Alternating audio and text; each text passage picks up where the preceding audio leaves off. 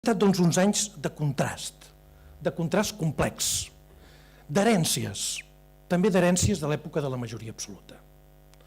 Jo quan passo per Sant Narcís i veig el forat del tren d'alta velocitat, recordo quan estava sol a l'oposició i 24 regidors van decidir que estava bé fer l'estació al centre de la ciutat i que estava bé el tren d'alta velocitat pel centre de la ciutat.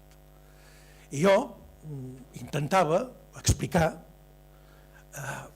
és complicat estar sol a l'oposició amb un alcalde que la llei de règim local el converteix en president del govern, president del Congrés i del Senat i speaker, tot alhora.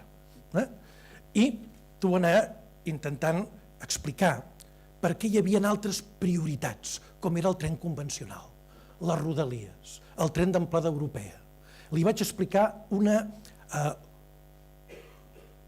viatge que vaig fer amb un conductor de la Renfe d'aquí a Portbou.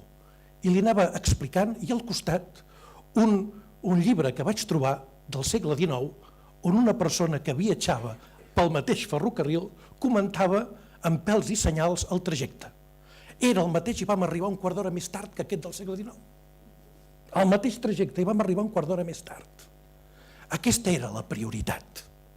Ja tindríem tren convencional, d'amplada europea, i probablement el sentit comú hauria fet que passés el tren per fora de Girona, probablement soterrat, que ja estigués funcionant el tren d'alta velocitat i que tinguéssim poder de torna un tramvia que ens portés a aquesta estació internodal.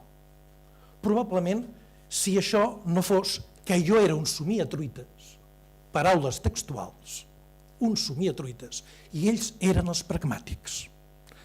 Un dels problemes de la política, com de moltes coses, és la falta de memòria.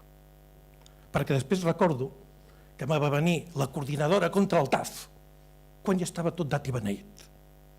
No ens hem de mobilitzar. Escolteu, ja està tot dat i beneït, perquè no te pots mobilitzar quan tens a la porta de casa el problema. Te pots mobilitzar quan està lluny de la porta de casa, perquè no arribi. Però quan està a la porta, què hem de fer? Fer-ho el millor possible, fer-ho amb el màxim control. I amb això ens hem quedat a mitges. Recordes l'esforç que vam voler fer en el govern perquè hi hagués una oficina municipal del tren d'alta velocitat? Municipal, no de DIF.